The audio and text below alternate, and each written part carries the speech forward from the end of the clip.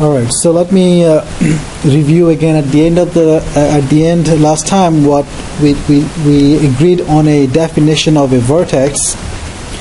So first of all, we say that a linear constraint activates and is activated by a point or a solution beta in R to the n if beta satisfies the corresponding linear equation, which means that beta lies on the hyperplane corresponding to this linear equation.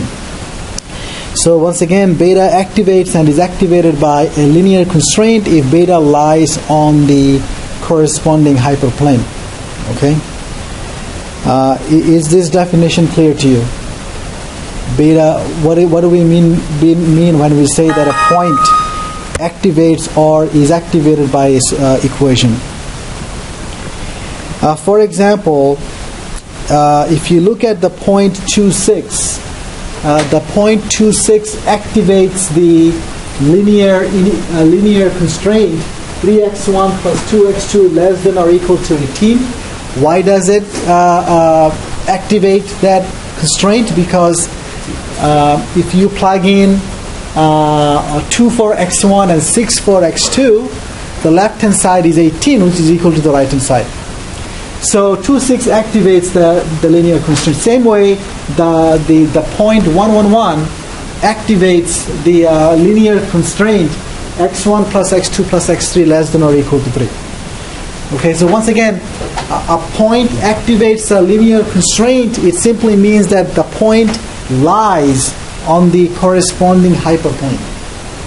Or you can say it satisfies the corresponding linear equation. So now consider the standard linear programming. Okay, so consider the linear programming which is in the standard form. So I have a z, a objective function, and then I have bunch of functional constraints, and then I have my non-negativity constraints. Right? These are as before. And I'm letting F to denote the corresponding feasible region, right? Corresponding feasible region. That's the region consisting of all points in R to the n that satisfy all the constraints. Now, if I take a point B, in R to the n, we are going to call that V a vertex of the feasible region if three conditions are satisfied.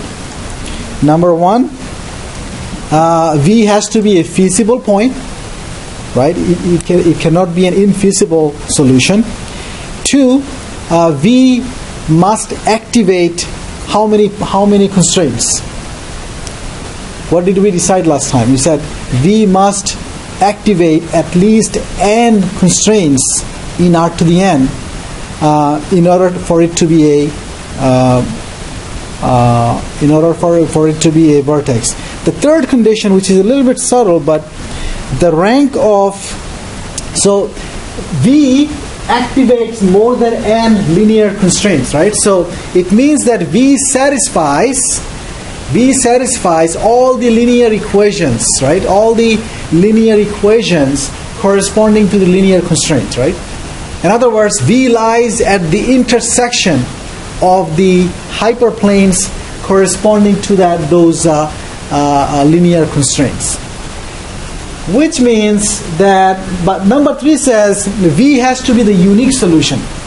V has to be the unique solution or the unique intersection of the hyperplanes corresponding to the activated constraints. Okay. In terms of matrix algebra, linear algebra, this condition means that you have the point V. It activates how many constraints? At least n of them. Look at the corresponding linear equations and the corresponding system of linear equations. There is a coefficient matrix, and that coefficient matrix has a rank, and that rank has to be exactly n. If that rank is exactly n, it's going to imply that the intersection of all the activated hyperplanes is exactly 1 point, and that's V. Am I making sense? So that condition is also needed. I'm going to show you an example where you'll see that why it is needed. I'm also going to define what we call a degenerate vertex. You guys remember the definition of degenerate dictionary? What's the degenerate dictionary? Degenerate dictionary means it's a dictionary where not only the non-basics are 0, but at least one of the basic variable is 0, right? A degenerate vertex means that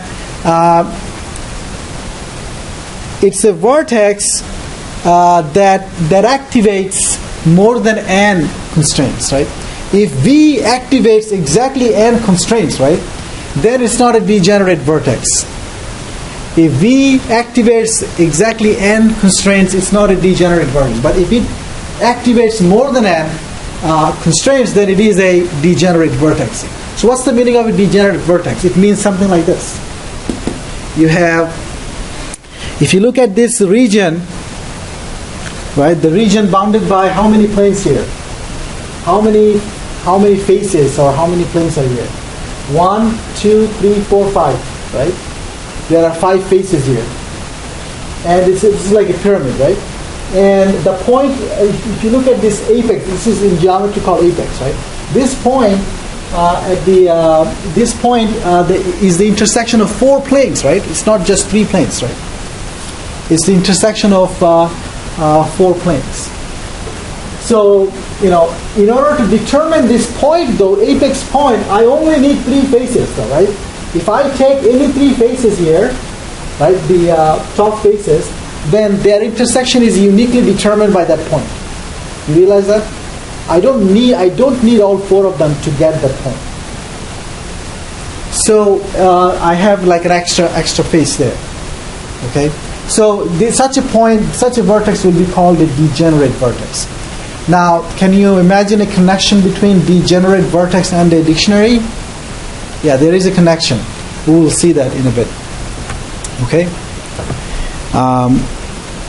Is everybody clear what I mean by a degenerate vertex? Okay. If you came late, I handed out some notes today so that you don't have to write everything that I'm saying, because I'm not really giving you a chance to write down everything. So, okay. So let's look at some of the examples that we did last time again. You have, let's say I have this maximization problem, maximizing the objective function subject to the given constraints. x1 is less than 4, 2x2 less than 12, 3x1 plus 2x2 less than 18, x1 is and x2 are non-negative. I don't know why this curly brackets are here. It was here last time I checked, but now it went down, so I don't know. Okay, look at the corresponding equations, right? What equation corresponds to x1 less than 4? x1 equals to 4. Corresponding equation equals to 12. Corresponding equation equals to 18. And what are the corresponding equations for these two? These two, right? So those are my corresponding equations. Now each of these equations will give you a face or a hyperplane. Well, it's a two-dimensional hyperplane, right? All of them are lines, right? And if I draw the feasible region, I get this feasible region, and I also label each of the equations, right? Each of the faces here, each of the hyperplanes. Again, I'm called hyperplanes in 2 dimensions is just a line. So, what are the vertices? Well, let's see. Should I call 0, 0 a vertex? Yeah, because 0, 0 activates how many? 0, 0 activates how many constraints? Can you tell me how many constraints are activated by 0, 0? In order for it to be a vertex in 2 dimensions, it has to activate 2. What are the 2? What are the 2 constraints? Listen this, right? These are the two constraints activated by that, right? Now, how about 4-3? 4-3 activates which constraints? The first one, and also this is the third one, right? Realize that? So that's the vertex 2. However, if I look at the point 4-6, right? If I look at the point 4-6, that's not going to be a vertex. However, notice that 4-6 activates how many constraints? 4-6 activates this constraint, also this constraint, right? There are two of them activated by 4-6, but still it's not a vertex because it's not what? It's not a feasible point. So it's not a vertex. Another example like that, let's think about the yellow region being, so here, this side is negative x1 plus x2 equals to 0. This side is x1 plus x2 equals to 3. This side is where, this is the x-axis basically. So this is where x2 is 0, this guy. This guy is x2 equals to 1. Okay, so this side here is x2 equals to 0. And so what are the vertices here? 0, 0 is a vertex. 1, 1, 2, 1, 3, 0. These are 4 vertices. But notice that if I look at the point, the pink point, or let me say the red point, this red point is not going to be a vertex again because it activates two constraints. However, it's not a feasible point. It's not inside the feasible region. Now let's look at a three-dimensional example. So here, what are the constraints? The constraints are given by x1 between 0 and 1, x2 between 0 and 1, x3 between 0 and 1. That's basically a cube in 3 dimensions. So that's the cube. That's the cube. So what are the vertices here? Well, let me ask you this: is the red point here a vertex? Let me use pink. Is this pink point a vertex? Yeah, it has to activate how many constraints? 3. Which constraints are activated by this point? 1, 1, 1 activates which of the constraints? How many constraints I have here? 6 of them. You know, there are 3 of them here and then 3 of them here, right? 6 of them. Which ones are activated by that? Yeah. So notice that if I look at, so this is the unique intersection of which faces? The top face, the front face, and the right face, right? The top face is the plane x1 x3 equals to 1, right? x3 equals to 1. That's the top plane. The front plane is what? x1 equals to 1. And what's the right side plane? x2 equals to 1, right? So the 3 planes intersect at that unique point. So that's a vertex. It is part of the feasible region, so it's a vertex. Now, however, if I take a point, let's say this point here, so this is right this red point, is that a vertex? No. Why not? Because it activates how many planes? Only 2. It activates only 2 planes. It is at the intersection of 2 planes, not 3. It's not the unique intersection of 3 planes. So that's not going to be a vertex. The red one is not going to be a vertex. Any point inside the box will not be a vertex, right? You guys are okay? All right. Here is another example that I gave you, just to show that even in the, so here, what is my feasible region? I have to make sure that I explain that to you. My feasible region here is this guy. This is the top. This is the top. So basically what I have is that I have 2 vertical planes. So you see that black line here? That's a line on the xy plane, on the x1, x2 plane, and this is a vertical line, which is this plane is parallel to the x3 axis. And I also have this pink line here, and then imagine a vertical plane on that line. Okay, so I have two vertical lines coming up, and then I am slashing the two by using the yellow one.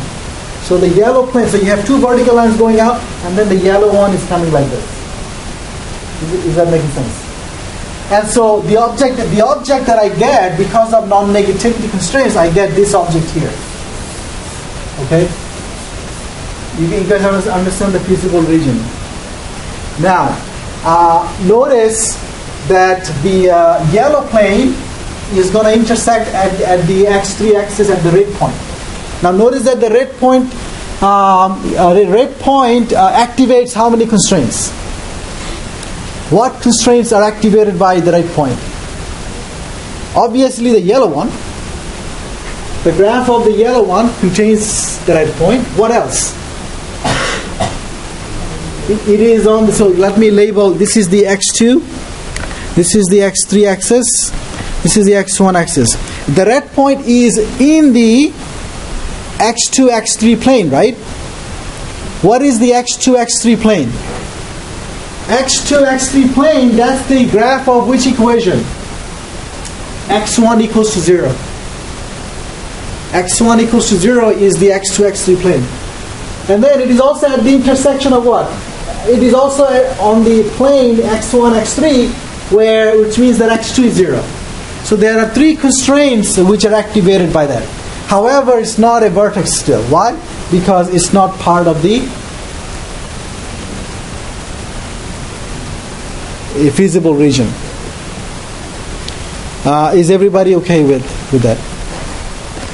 Any questions? Okay, what's the maximum possible number of vertices? I gave you the answer, but somebody explain why. What is the maximum possible number of vertices? Maximum possible number of vertices. Remember, I'm looking at the standard form LP, the general LP, right? How many decision variables do I have? How many decision variables? N. Right? How many functional constraints? M. How many non-negativity constraints? N. What's the total number of constraints? What's the total number of constraints? Functional plus non-negativity. M plus N, right? So the total number of constraints is M plus N. How many constraints do you need to get a vertex? N of them, right? In an n-dimensional problem. So I have a total number of m plus n constraints. I need n of them to get a vertex. So the maximum possible number of vertices would be m plus n choose n. Right? That's the maximum possible number of vertices. Now this could be a very big number, right? For example, if you take m to be n, right? Then you get 2n choose n, right? Which is exponential. And let me give you an example. Let me give you an example where I'm going to get exponentially large number of vertices. Okay, so and which is a very easy example. Let's look at the n-dimensional cube. If you look at the n-dimensional cube, right? How many vertices? I cannot draw it, of course, right? N-dimensional cube, how many vertices does it have? The 3-dimensional cube, how many vertices does it have? The 3-dimensional cube we had, how many vertices there? Is it 2 cubed? 8. How many vertices will I have for the n-dimensional cube? Well, what are the vertices for the, if I look at the vertices of the n-dimensional cube, what are the vertices? Can you imagine what are the vertices? So how many coordinates points do I have? N of them. So let me put comma, dot, dot, dot, comma. So what are the possibilities for each component? For each component, what are the possibilities? 1 or 0, right? It could be 1 or 0, 1 or 0, right? The vertices. So each component has two possibilities, right? N positions, 2 to the n. Is the counting making sense? So there are 2 to the n vertices. So my point of this example is that the number of vertices for a problem could be huge. All right. Now, the proposition is, so we didn't do this last time. Every feasible dictionary is associated with a vertex. And every vertex is associated with at least one dictionary. Am I making sense? In other words, what I'm saying is that every dictionary, if I look at every dictionary has a corresponding solution. Remember that? Every dictionary has a corresponding solution. That's the vertex. But one vertex may be coming from more than one dictionary. Do you know when that happens? Can you guess? When will I have more than one dictionary giving me the same vertex?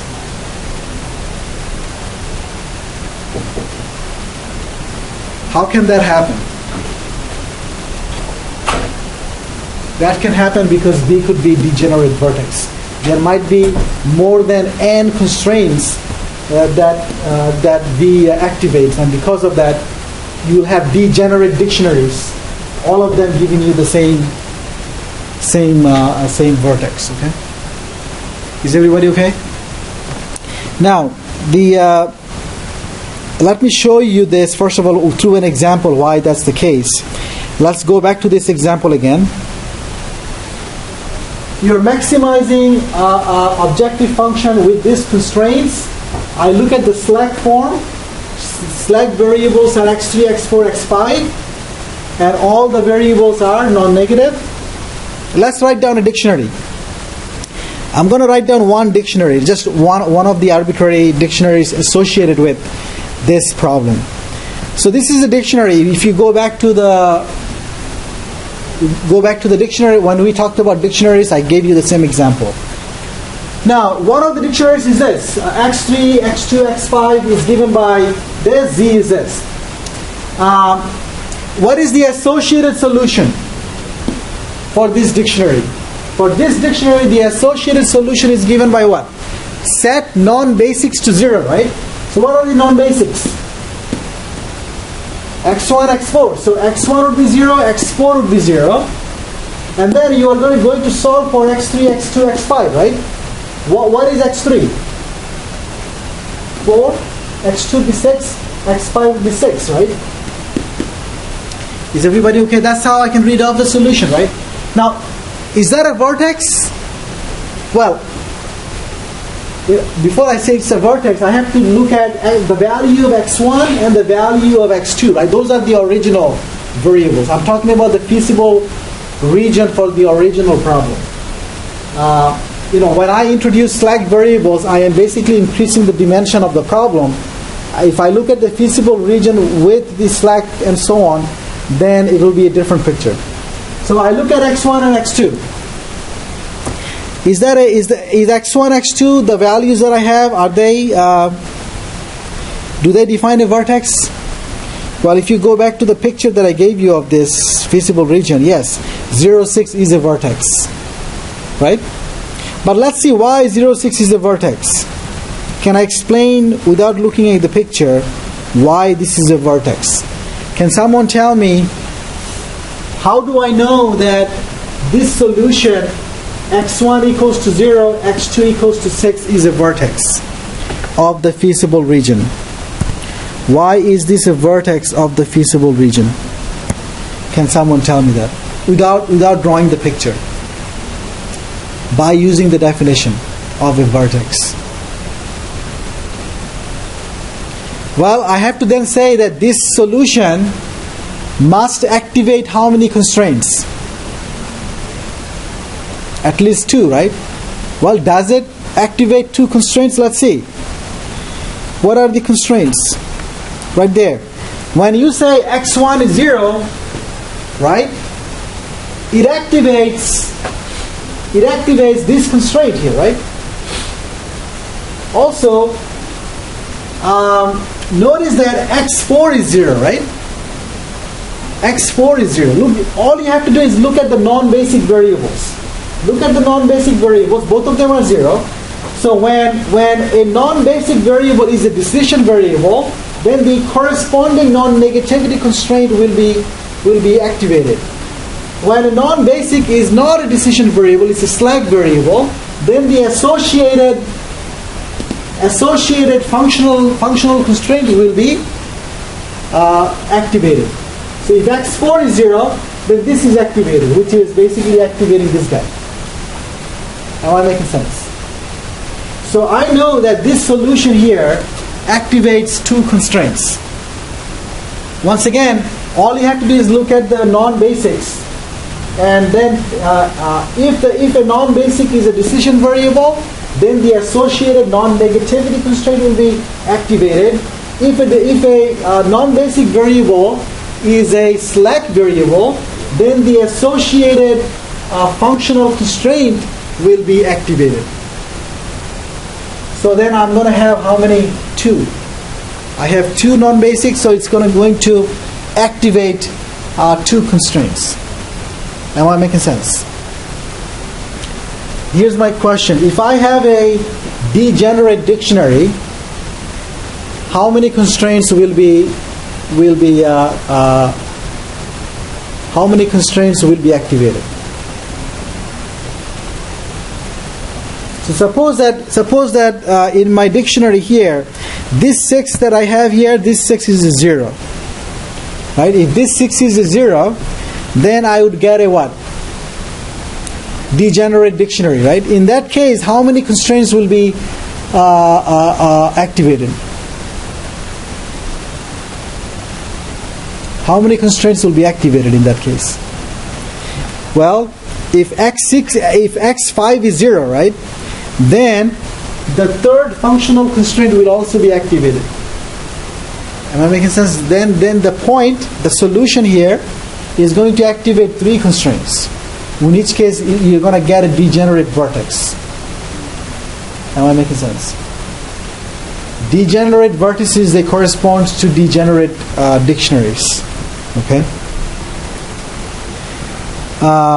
So generally speaking, if I look at a general dictionary for an n-dimensional problem, then what if you look at the associated solution, right? In the associated solution, every non-basic is 0.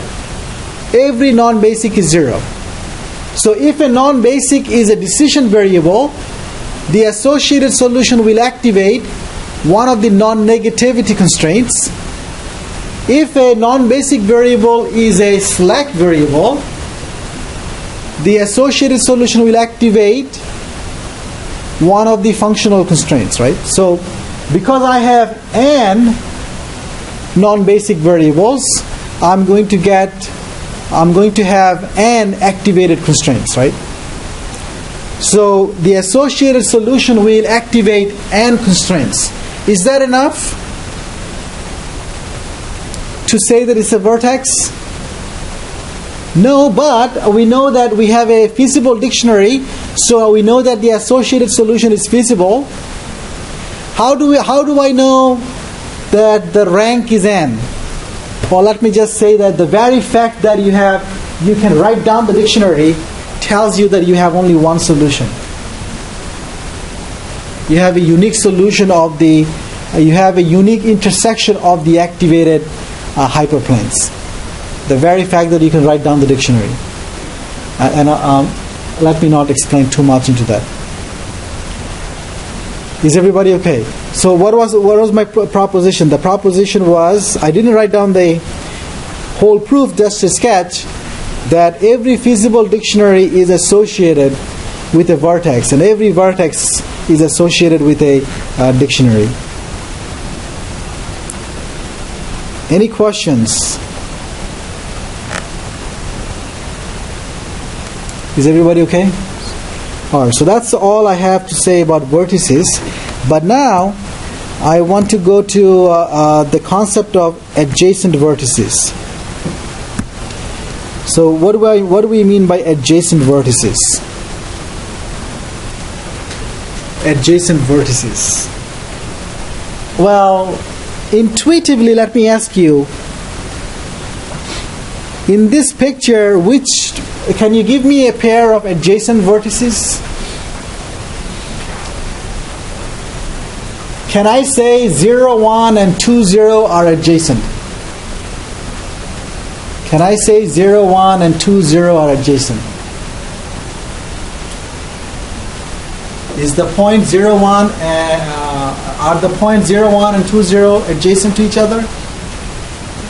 Should I say that? No? Yes? These 2 points, right? Are these 2 adjacent?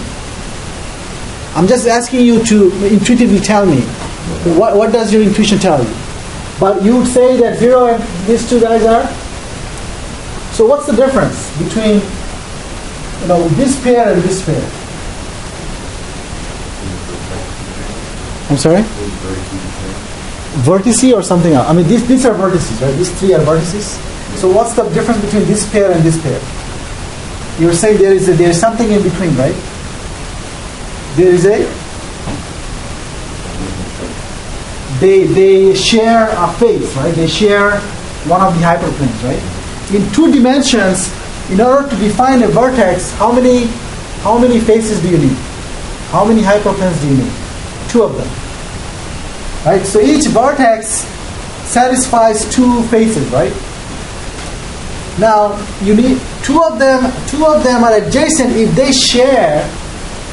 If they have a common face, right? Am I making sense? That's really the definition. That now in 3 dimensions, what's going to happen? In 3 dimensions, if I look at the point at 0, 0, 0 and the point at 1, 1, 1, right? If I look at the point at 0, 0, 0 and 1, 1, 1, are they adjacent? Would you say they are adjacent? No. But I could say that 1, 1, 1 and 1, 1, 0, right? These 2 are adjacent. What's the difference? What's the difference?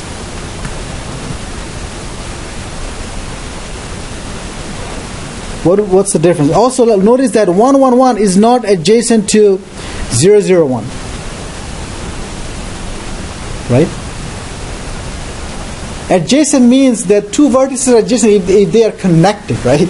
There is an edge between the 2. There is a line connecting the 2. So what's the difference? Can you identify the difference? If you look at the 2 adjacent vertices here, 1, 1, 1, 1, 1, 0, notice that 1, 1, 1 is the intersection of 3 faces, right? The top face, the front face, and the right face. Now the 1, 1, 0 is at the intersection of how many faces? 3 of them. The bottom face, right? Sorry, the bottom face, the front face, and the right face, right? How many faces are common between the 2? If you look at the faces for 1, 1, 1, and if you look at the faces for 1, 1, 0, how many faces are common? They share 2 of the faces, right? Front face and the right face. Right? Both points, 1, 1, 1 and 1, 1, 0, both of them lie on the right face and the front face. Right? So in 3 dimensions, 2 vertices are adjacent if they share 2 faces. If they have 2 common faces. Am I making sense? Notice that that's not the case with 0, 0, 1 and 1, 1, 1. Notice that 0, 0, 0, 1 and 1, 1, 1, they only have 1 common face. 0, 0, 1 and 1, 1, 1, they only have 1 common face. Right? And how about 0, 0, 0 and 1, 1, 1? No common faces at all, right? Is that making sense? So adjacent vertices definition would be what? For a vertex U of a standard LP, I'm going to let SU denote the set of constraints activated by U. So SU denotes the set of constraints activated by the vertex U. So two vertices U and V are adjacent. It means if the intersection of SU and SV is n minus 1. If I look at the size of the intersection of SU and SV, I get n minus 1. That is, there are n minus 1 constraints that are satisfied by both vertices. Right? Now think about it. Each vertex must satisfy at least n of them. And what we are saying, there are n minus 1 of them that are common between the two. Okay? And that's what you need to have adjacent vertices. Proposition: let D2 be a dictionary obtained from a non-degenerate, non-final dictionary, D1. So I am obtaining D2 from D1, and D1, I am assuming D1 is a non-final, non-degenerate dictionary. And how am I obtaining D2? By pivoting, right? By pivoting. Then the vertices V1 and V2, V1 corresponds to D1 and V2 corresponds to D2. They have to be adjacent. So what am I saying here? What am I saying here? You're obtaining D2 from D1 by pivoting. So D1 has an associated vertex. D2 has an associated vertex, right? And what I'm saying, those two vertices are adjacent. What is another way of saying that? I have told you that this information before. How did I say that before? Remember, simplex goes from one vertex to the next, right? It goes from one vertex to an adjacent vertex. So this is telling me the pivoting operation takes you from one vertex to an adjacent vertex. It cannot go to any other vertex. It has to go to an adjacent vertex. Am I making sense? So that's the justification. A long time ago I told you this geometry, but now I'm giving a little bit more formal way of explaining this geometry. If D1 is degenerate, then it could happen that V1 and V2 are the same. Okay? If the dictionary D1 is degenerate, and if you apply pivoting to D1, right, you're going to get a different dictionary, but you may not get a new vertex. You may not get a new vertex. Okay?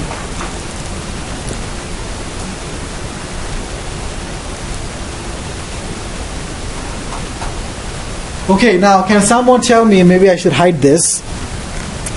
Can someone give me a justification of this proposition? I have two dictionaries, D1 and D2. D2 is obtained from D1 by using pivoting. And I am assuming that D1 is non-degenerate, non-final. And V1 and V2 are vertices corresponding to D1 and D2 respectively. I want to know why V1 and V2 are adjacent. What do I have to show that V1 and V2 are adjacent?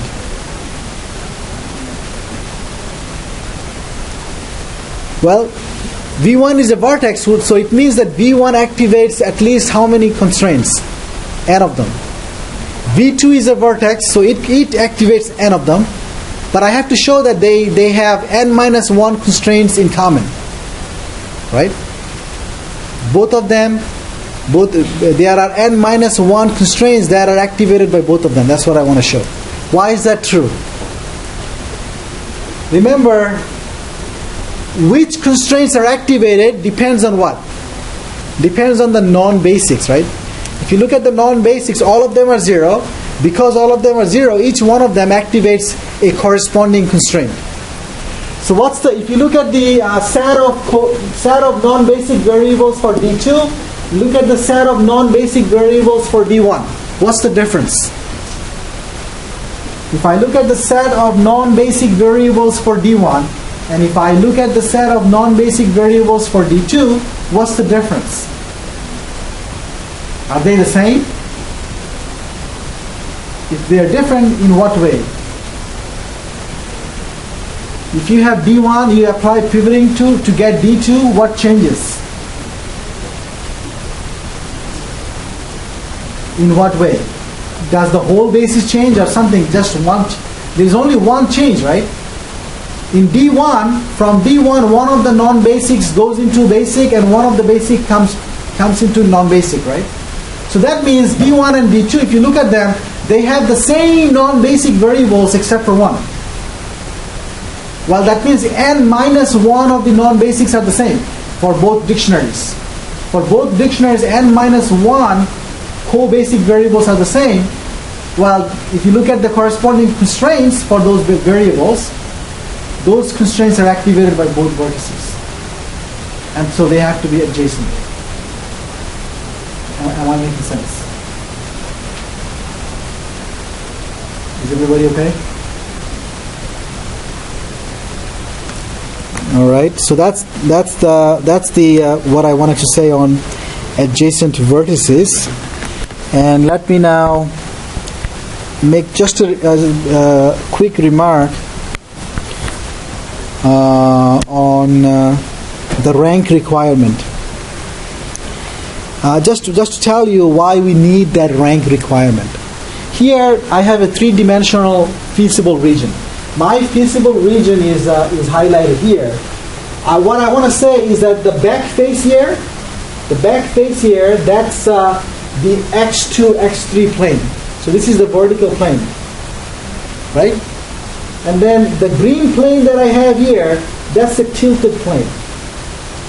The green plane is the graph of this x3 equals to x1.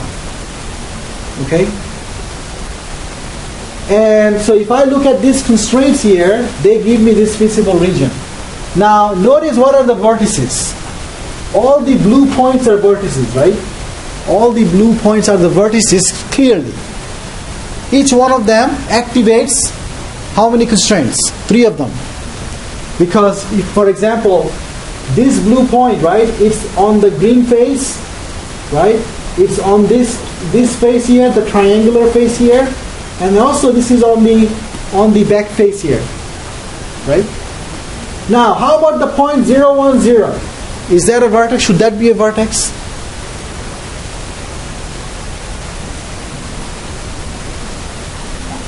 Should I call that a vertex? Well, obviously no, right? Our intuition tells us it should not be a vertex. But why am I pointing that out? Notice that 0, 1, 0 activates how many constraints?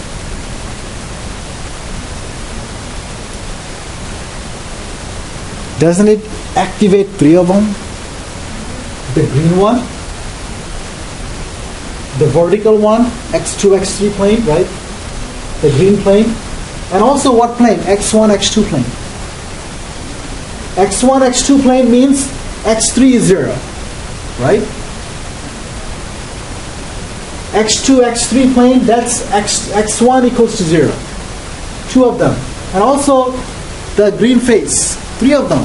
So it activates 3 of them, but still it's not a vertex. Why? Because it's not the unique intersection of the 3, right? The intersection of the 3 planes that we picked is a line, right? It's not one point. So in 3 dimensions, you see that I might have 3 planes intersecting on a line instead of a point, right? So in this case, if you look at the rank of the activated constraints, you'll see that the rank is not going to be 3. The rank will not be 3. Am I making sense? Is everybody okay with that? So that's where we need the rank requirement. The rank requirement guarantees that the activated faces has a unique intersection point. Okay. All right. So I wrote down the constraints that I have here. I wrote them down here in a little bit nicer way. Okay, so 0, 1, 0 is not a vertex, but the good news is, it's not a bad news, because it's a good news is when we look at dictionaries, the dictionaries will never be associated with such a point. The way we structured our dictionaries, they will never be associated with a point like this. Is that making sense?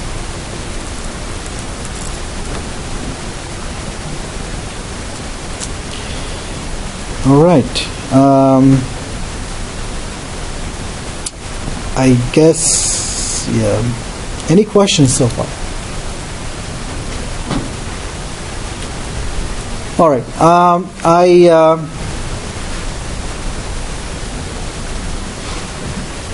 Let me see.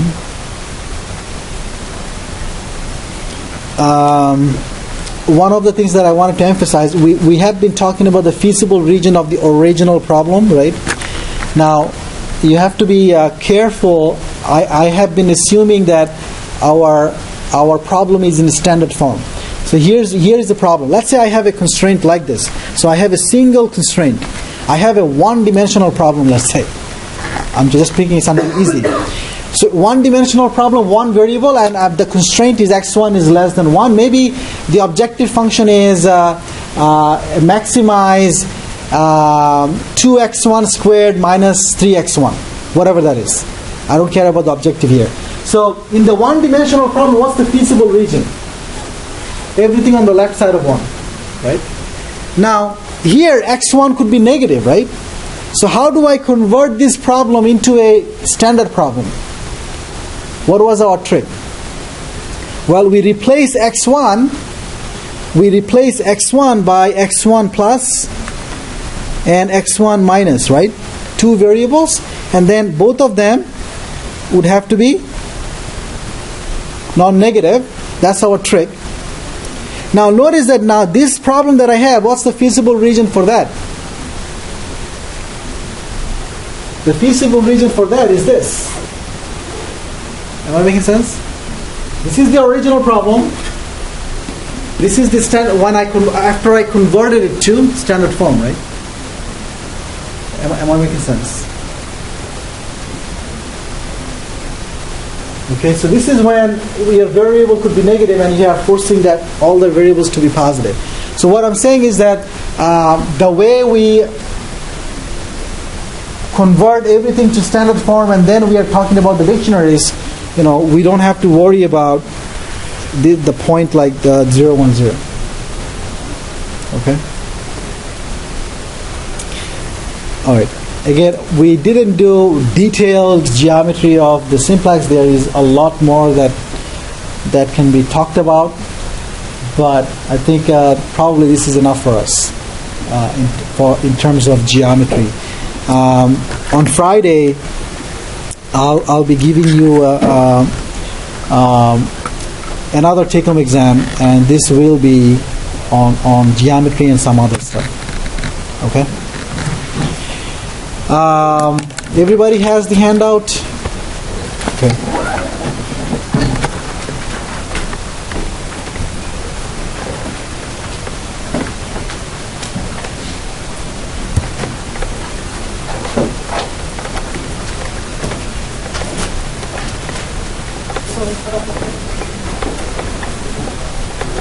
You got my email correct on Sunday night? Yeah, your homework, yeah. Okay.